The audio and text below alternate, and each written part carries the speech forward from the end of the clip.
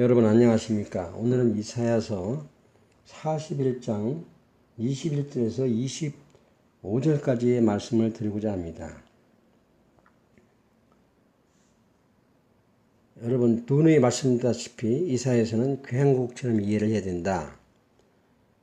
이스라엘의 회복과 종말에 있을 예수님을 직접 통치하시는 그러한 회복과 구원을 이사야서는 얘기하고 있고, 이것을 서론 본론 결론의 그러한 문맥으로 읽을 것이 아니라 교향곡처럼 주제를 40장에서 주제를 제시하고 계속해서 나머지 장에서 주제를 전개해 나가는, 그리고 계속 전개가 반복되는 이런 말씀드렸고, 또 하나는 이스라엘 전체적인 구원의 종말에 있을 구원과 고레스로부터의 해방을 이사야서 48장까지 이렇게 언급되고 있습니다. 주석것에 얘기하고 있기 때문에 전체적인 이스라엘의 종말의 계획에 초점을 두면서 그 도중에 일어날 일들에 대한 예시적인 사건에 대한 측면에서 이해를 해야 된다는 말씀을 드렸고, 오늘은 고레스가 예시적인 그 종말에 있을 예수님을 통한 구원의 도구로 쓰임받는 나라에 대한 예시적인 사건으로서 고레스가 등장한다는 말씀을 또 드리고자 합니다. 아울러 41장 21절에서 정확히 말하면 24절까지만 오늘 말씀드리겠습니다. 올바른 번역을 먼저 말씀드리겠습니다. 이것도 번역상에 문제가 있기 때문에 원문에 입각한 바른 번역을 먼저 말씀드리겠습니다. 여호와가 말하노니 너희 우상들은 소송을 일으키라. 야곱의 왕이 말하노니 너희는 확실한 증거를 보이라. 장차 당할 일을 우리에게 진술하라. 먼저 올 일에 어떤 것을 구하라. 먼저 올 일로 번역해 맞습니다. 이게 개혁 성경에는 이전 일로 해놨는데, 이전 일을 우상한테 얘기해보라고 할 이유가 없지요. 하나님만이 알 수 있는 그 먼저 올 일, 나중 일을 얘기해야지. 이전 일은 누구나 다 알 수 있기 때문에 이건 이전 일이 번역된 게 잘못된 겁니다. 그리고 아울러 그 킹제임스 번역에도 더 포머로 되어 있습니다. 더 포머. 우리가 연구하여 그 후에 올 일을 알리라. 그 후에 올 일, 이것도 마찬가지입니다. 킹제임스 번역에 더 레터로 되어 있습니다. 더 포머 더 레터 이렇게 이해를 해야 됩니다. 혹은 장래 일들을 진술하라. 그무 장차 올 일들을 진술하라. 그러면 너희의 신됨을 우리가 알리라. 또 복을 내리든지 화를 내리라. 우리가 함께 보고 놀라리라. 과연 너희는 아무것도 아니며 너희 일은 허망하며 너희를 택한 자는 가증하니라. 이게 24절까지의 말씀이고, 중요한 부분은 먼저 올 일을 이전 일로 번역했다는 부분, 이 부분이 가장 중요하겠습니다. 그리고 또 후에 올 일, 여기서 그 개혁성경에는 결국을 알리라 이렇게 놨는데 후에 올 일로 번역해야 맞습니다. 더 포머 더 레터로 이해해야 맞습니다.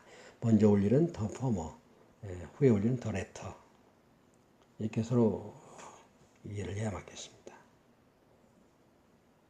이건 원문에 이렇게 됐기 때문에 말씀드리는 거고, 구체적인 설명은 추후키가 다음에 또 말씀드리겠습니다. 이게 뭔 얘기냐면은, 먼저 올 일은 나중 올 일의 예시적인 사건이라 얘기입니다. 먼저 올 일을 통해서 나중 올 일을 판단하라 하는 뜻에서 41장 21절에서 24절까지가 언급되는 먼저 올 일과 나중 올 일로 더 퍼머 더 레터로 얘기한 겁니다.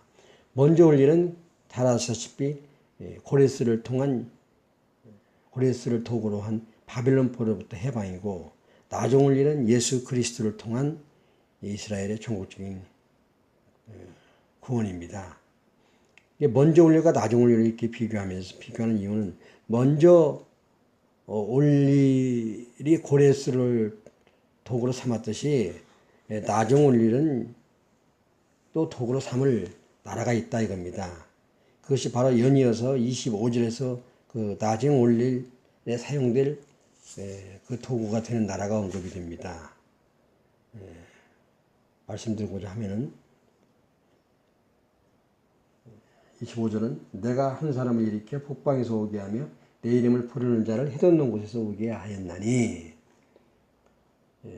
이하 생각입니다. 그렇게 되어 있는데 이게 바로 나중 올 일에 대한 도구로 쓰일 나라를 말하는 겁니다.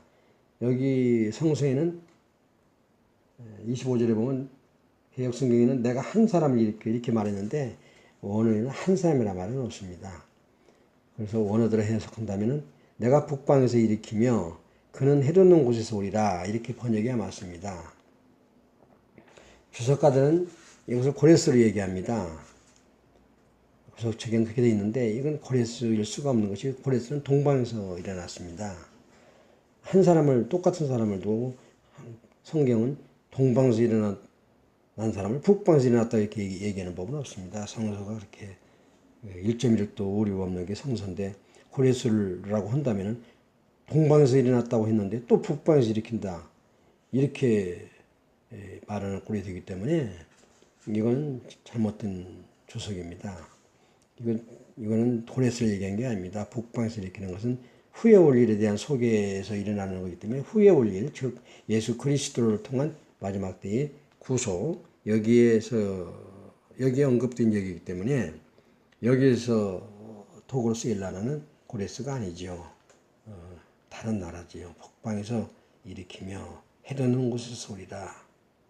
이게 굉장히 중요한 부분인데 이 나중 올 일에 대한 설명을 하면서 이 얘기가 나오기 때문에 예수 그리스도를 통한 구속, 즉 나중에 올 일, 여기에 먼저 그 바벨론 포로로부터 구속되는데 쓰임받은 고레스와 같은 역할을 할 나라가 이게 즉 이스라엘에게 복음을 전하는 나라가 이게 소개되는 겁니다. 그 나라는 바로 북방에서 일어나며 해돋는 곳에서 오는 나라입니다. 그 이스라엘 지도를 놓고 북방에서 일어나며 해돋는 곳에서 그걸 본다면 몽고, 중국, 한국, 일본 네 나라입니다. 그 중에 어느 나라이겠습니까? 중국이겠습니까? 몽고겠습니까? 일본이겠습니까? 우리는 대한민국이라는 확신을 가져야 됩니다.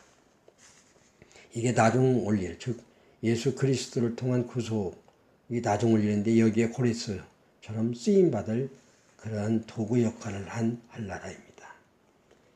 그래서 이사야서 41장 21절에서 25절 이 부분은 먼저 올 일과 나중 올 일을 설명하는 부분이고 먼저 올 일은 고레스를 통한 이스라엘의 바벨론 포로 때 해방, 나중 올 일은 예수 그리스도를 통한 종국적인 구원. 먼저 올 일에서 고레스가 역할을 했듯이 나중 올 일에 있어서 이스라엘의 복음을 결정적으로 복음을 전할 한 나라 역할이 있다 이 얘기죠. 이 부분이 상당히 이사야서 해석하는데 핵심 부분입니다. 이 먼저 올 일에 대한 설명은 48장까지 이제 언급이 되는데 그 후로는 언급이 안 됩니다. 그 후로는 전부 다 나중 올 일에 대한 얘기만 언급이 되는 것입니다. 우리가 이사야서를 이렇게 이해할 때 먼저 올 일, 고레스만 초점을 가지고 읽으면 안 됩니다. 나중 올 일, 종국적인 예수 그리스도를 통한 구원, 이것도 같이 40장 주제 전개하면서부터 같이 주제 제시를 하면서부터 같이 언급이 되기 때문에 이 두 가지 먼저 올 일과 나중 올 일, 즉 고레스로부터 바벨론 포로 해방과 나중 올 일, 예수 그리스도를 통한 종국적인 구원 이 두 가지를 같이 염두에 두고 이사야서 40장부터 읽어나가야 되고 먼저 올 일에서 고레스 역할이 있듯이 나중 올 일에 있어서 한나라의 역할이 있다. 이것을 염두에 두고 읽어나가야 됩니다. 이것은 억지 해석이라고 생각하실 필요가 없습니다. 성경에 분명히 더 포머, 더 레터 먼저 올 일과 나중 올 일로 분명히 나와 있고 먼저 올 일에 대한 고레스 설명이 나와 있고 역할이 나와 있고 나중 올 일에 대한 또 소개가 북방에서 일으키며 해돋는 곳에서 오는 나라가 소개가 되고 이렇기 때문에 그렇습니다. 오늘은 여기까지 하겠습니다.